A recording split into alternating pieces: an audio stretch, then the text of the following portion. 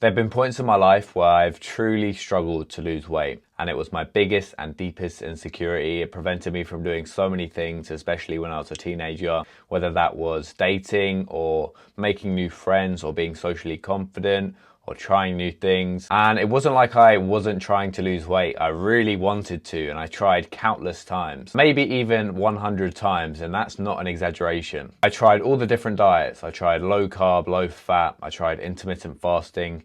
I fasted for 2 days at one point. I tried getting up early in the morning and going for runs. I remember tying on my shoes and thinking, okay, this is the time that I'm finally going to commit to the process and lose this weight and actually feel good about my body. But every single time I would snap back and go back to old habits and nothing ever stuck. And through all these years of trying and failing, I never stopped, and I kept on trying different things, different strategies. I kept training, and now I have finally built a physique that I'm actually proud of. Now, no matter what you do, fat loss is going to be very difficult. But in this video, I just want to highlight some of the biggest pitfalls and mistakes people make that I made for years that kept me in a cycle of suffering unnecessarily, so you don't have to go through those years of failure and frustrations like I did.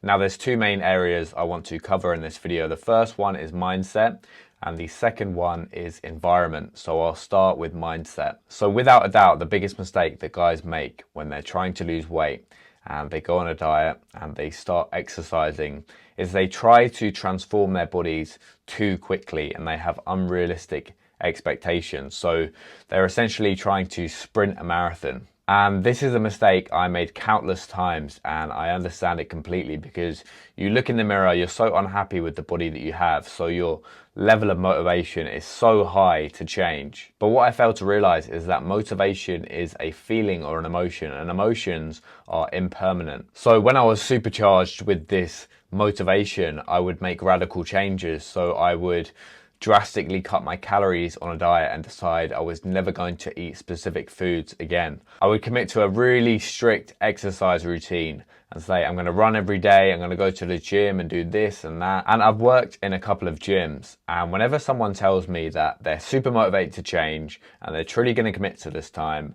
and they've started this new radical diet and they're exercising every day, part of me is happy and I can see that they have the right intentions, but part of me is quite sad because I can see that it's not going to last very long, because I made that mistake so many times. What you need to understand is that willpower is a very limited resource. Your mind can only comprehend a certain amount of pain, suffering, discomfort, and hunger. What happens when you try to make one of these radical changes is that you eventually take one bite of that food that you're not meant to have, or you skip one workout in the gym and you think, I'm not perfect anymore on this routine, so I'm just going to press the fuck it button and go on a binge and not go to the gym for several weeks. And you only end up digging yourself deeper into that hole. Maybe you reversed all your progress, or maybe you even put on more weight than you were before, and you create this habit of failure. And the success rate of people who make these radical changes successfully is so tiny. I can name a couple of examples, maybe David Goggins. And I actually really like David Goggins, but he lost, what was it, like 160 pounds in a few months. And the success rate of people that succeed on diets is already so small. So when you make the diet or workout routine extra strict, you make the chances that you're going to succeed even lower. You might be thinking, Luca, I get what you're saying, I understand that willpower is limited, but I truly want to commit this time. I truly want to make this change. And I think I'm so special that I might be the exception to the rule. That is your ego talking. That is not your logical brain talking. A logical person would go, okay, it took me years to get to this point in my life where I've been abusing my body, I've been overeating junk food, I've not exercised at all, so I can't expect to make these changes overnight. In the gym, we use a term called progressive overload. So this is when you progressively increase the intensity of each of your training sessions over time. I'll use the bench press as an example, as it's quite a famous exercise. Let's say you start on the bench press. It's your first time bench pressing, and you can only lift the barbell, which is 20 kilos in total, and you can lift that a few times. If it's your first time in the gym and you haven't built up that strength yet, I wouldn't expect one of my clients to go in the gym and lift 60 kg for reps on his first go. I would start him on the barbell, and then every session I'd add on a little bit of weight, and let's just do a little bit more reps. And then over the years, he would eventually hit 60, 80, 100 kilos just from that repeated effort over time. And this is the exact same thing we want to do with fat loss. So instead of going from 0 days working out a week to 7 days a week, what we want to do is maybe start on 1 or 2 days. Instead of doing cardio every single day and going for runs outside, let's just get you walking 8,000 steps every day. Instead of dropping your calories down to 1,000 every day, what we should do is just drop them by 500 on what they already are. And then we can slowly increase the intensity of your diet and your training program over time. And this allows not only your body, but also your mind to ease into the process. And I know what you might be thinking, but I want to make these changes a lot quicker. I've got this holiday around the corner, or I just feel so insecure, and I completely get where you're coming from. But if you keep trying to make these radical changes, you're only going to fail over and over and over again, and you're going to be stuck in this position for a lot longer. Okay, so the next topic is environment, and environment is one of the biggest predictors of success in anything that you do, especially losing weight. What do I mean by environment? Well, there's multiple ways that you can set up your environment to make it easy to win and harder to lose. I've lost a lot of fat over the last few months in prep for my first ever bodybuilding show. And one of the changes that I made was moving my location completely. So I have a totally new environment. This is because I was previously staying at my mum's house, and at my mum's house there's so many nice treats and chocolate and crisps and snacks and junk food everywhere. And so much of your mental willpower and energy is expended trying to resist this temptation. It leaves you feeling drained, which is exactly why I decided to move in with my dad. And at my dad's house, there's only the food that I buy in the fridge. So there's no temptation in the back of the cupboards when I'm really hungry in the evenings, especially in a bodybuilding prep where you're decreasing your calories and you're getting super lean and you're starving. I know it would have been almost impossible to do this in that other environment that I was in. Now when I open the fridge, rather than it being full of food that is counterintuitive towards my goals, it is full of food that supports my goals, and it makes it a lot easier. It's full of protein and fibrous foods that keep me full and on track. If you go to any person's house, the food in their fridge and the food that they keep in the cupboards is often a reflection of their physique and their health. So, actionable step is to remove all the junk food from your house. Don't buy food that doesn't support your goals. Only buy food that does support your goals. And how else could you manipulate your environment to be supportive towards your goals of getting in shape and losing weight?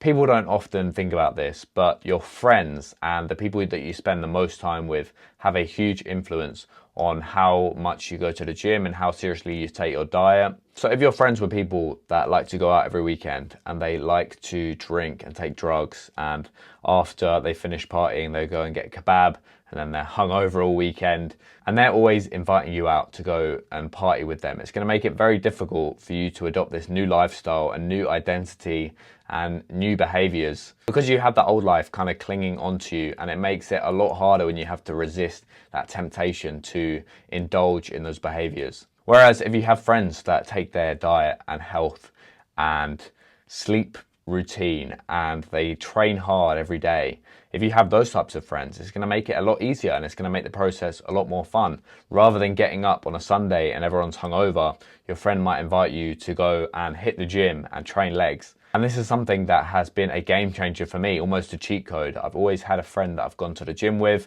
a coach, and it makes the gym so much more fun and enjoyable. And I would rather do that than go out to the pub and indulge in the behaviors that I used to. Okay, I'm just going to list off a few more examples of little things that you can do. So the first one I actually think is really important as well, but it's prepping your food and gym clothes for the next day. Rather than getting up in a rush and being tempted when you're out to just snack on different things, you can prep your food and you know all the macros. Rather than thinking as soon as you get up, oh, I really don't feel motivated to go to the gym today, your gym clothes are literally set out perfectly and staring you in the face. There's a lot less resistance to going to the gym because now your clothes are set out and ready. Same with your food. Another example is always keeping your kitchen full so you don't get tempted to impulse buy a takeaway. Always keep the fridge stocked up with healthy food. So if you're ever starving, you can make yourself a meal, or you can snack on some 0% fat Greek yogurt or a protein bar, whatever it is. The third one is probably one that I struggle with the most, but it's keeping your bedroom tech-free so you can get good sleep.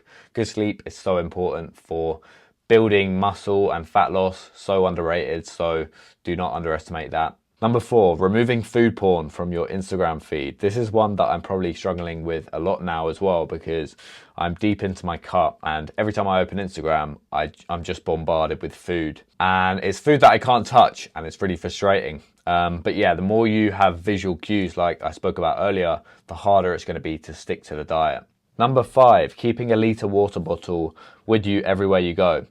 This is one that has been a game changer for me as well. So I used to never drink that much water. Now I've got this metallic water bottle that I take around everywhere, and I probably drink at least a litre more every day just from this. And staying hydrated and drinking a lot of water is very beneficial for losing weight because it stretches out your stomach, sends signals to your brain that you're nice and full. Whereas if you're dehydrated, you might think you're hungry, whereas you're just thirsty. Number 6 is subscribing to YouTubers who give you helpful information about fat loss and fitness. So maybe that's me, maybe that's Greg Doucette or Jeff Nippard or Mike Israetel. Doesn't really matter who it is, but just subscribe to people that you like, and this will make the journey a lot easier as well because you're absorbing information about that thing that you really want to achieve. I'm trying to grow my YouTube channel at the moment, so I'm absorbing a lot more information about building a YouTube channel and posting content, and that's helping me and keeping me motivated to record videos and improve my videos. So do the same with fitness. Never stop learning. The more you learn, the more you're going to stick on this path and the more everything is going to stick. And lastly, another powerful thing that you can do is put your weight loss goal somewhere visible, whether it's on your wall or on your fridge, and that's just a constant reminder. When you write down your goal, you've kind of made a contract with yourself. And if you go against that, you're going to feel terrible because you've literally written it down. It's set in stone and it's written down on paper. So if you put that up on your wall or your fridge, somewhere where you can see it every day, it's going to remind you on those dark days where you're like, why the hell am I doing this? I just want to end this discomfort and I just want to binge on a load of chocolate. You're going to be reminded of that goal and it's going to help you stay on track. Okay, that was the video. Thank you if you made it this far. If you did make it this far, you might as well subscribe. And if you are interested in one-to-one coaching, just DM me the word YouTube on Instagram so I know you came from YouTube, and I'll see you in the next video.